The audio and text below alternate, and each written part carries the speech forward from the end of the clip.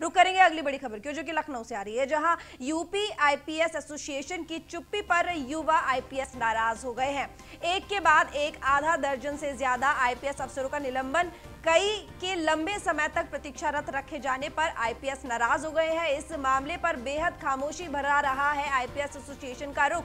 इस बात को लेकर आईपीएस अफसरों ने डीजीपी और एचसी अवस्थी को अपना पक्ष रखा है, लेकिन डीजीपी के रुख को लेकर भी अभी अफसर नाखुश हैं। आईपीएस एसोसिएशन की आपात बैठक बुलाए जाने की भी मांग हो रही है। तो जिस तरीके से लगातार निलंबन हो रहे हैं और फिर प्रतीक्षारत भी रखा जा रहा है, इसको लेकर नाराज हैं और बात यहां तक पहुंच गई है कि इस बात को लेकर आईपीएस अफसरों ने डीजीपी एचसी अवस्थी के सामने अपना पक्ष रखा, और लेकिन डीजीपी के रुख को लेकर भी अभी अफसर नाखुश रहे। तो खबर पर ज्यादा जानकारी के साथ अवनीश विद्यार्थी, एग्जीक्यूटिव एडिटर, हमारे साथ जुड़ चुके हैं। तो यहाँ पर देखा जा रहा है जिस तरीके से लगातार तबादले हो रहे हैं अवनीश जी, और अब आईपीएस अफसर जो है नाराज हैं, क्योंकि एक साथ इतने सारे निलंबन और फिर तबादले और उसके बाद प्रतीक्षारत भी रखा जा रहा है। बात उन्होंने एचसी अवस्थी के सामने भी रखी, लेकिन उनके रुख से भी कोई संतोषजनक जवाब नहीं मिला। देखिए, हाल के दिन बहुत मुश्किल रहे हैं आईपीएस ऑफिसर्स के लिए उत्तर प्रदेश में, और तमाम भ्रष्टाचार की शिकायतें, तमाम तरह की अनियमितताएं, और जिन महत्वपूर्ण जगहों पर तैनाती भी दी गई उन जगहों पर भी परफॉर्मेंस के मामले में अफसर जो है वो फिसड्डी साबित हुए, और सरकार ने बहुत सारे अफसरों के खिलाफ कार्रवाई की। भ्रष्टाचार के मामलों में जहां शिकायत आई वहां निलंबन भी किया गया, वहां अधिकारियों के खिलाफ एसआईटी बना करके जांच के भी आदेश दिए गए।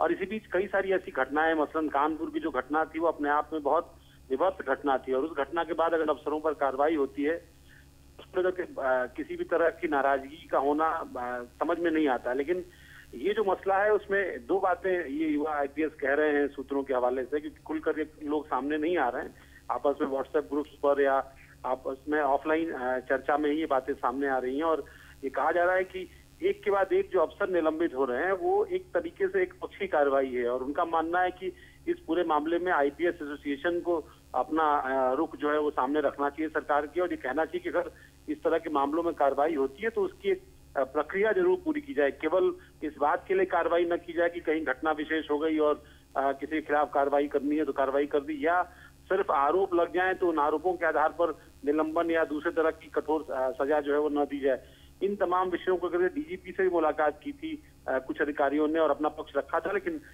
कुछ बहुत हाथ नहीं लगा। शायद यही वजह है कि ये अफसर अब नाराज बताए जा रहे हैं, और ये कहा जा रहा है कि अंदर खाने में इस बात की मांग हो रही है कि आईपीएस एसोसिएशन की आपात बैठक बुलाई जाए और उस बैठक में इन तमाम सारे निलंबनों और आईपीएस कैडर से जुड़ी हुई जो समस्याएं हैं उन पर चर्चा की जाए।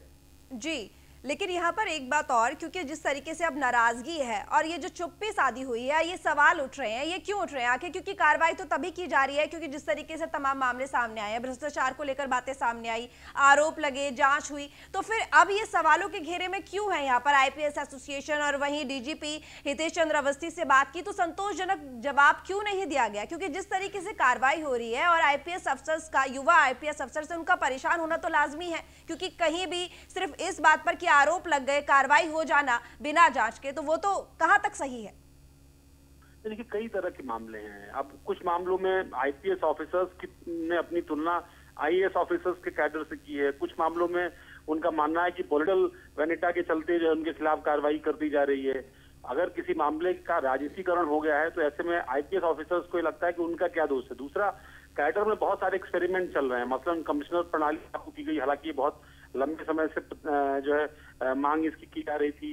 दूसरी तरफ जो विषय सामने आए उनमें जैसे डीआईजीज को कुछ जिलों का चार्ज दे दिया गया, एसपीज का। कुछ जगहों पर जो है ये देखने में आया कि आईजी स्तर के जो अधिकारी हैं वो रेंज स्तर पर प्रभारी बनाए गए, पहले डीआईजी हुआ करते थे, और जोन स्तर पर आईजीज की जगह एडीजीज की नियुक्ति की गई। तो इन तमाम विषयों को लेकर कैडर में एक उहापोह की स्थिति, असमंजस की स्थिति है, और इन तमाम विषयों को आधार बना करके, हालांकि एजेंडा जो फौरी कार्रवाई हुई है वही है, कहीं ना कहीं इस बात की मांग उठ रही है कि आईपीएस एसोसिएशन की बैठक बुलाई जाए और इन तमाम मसलों पर उस बैठक में खुल करके चर्चा की जाए। बिल्कुल, तमाम जानकारी के लिए आपका बहुत धन्यवाद अवनीश विद्यार्थी।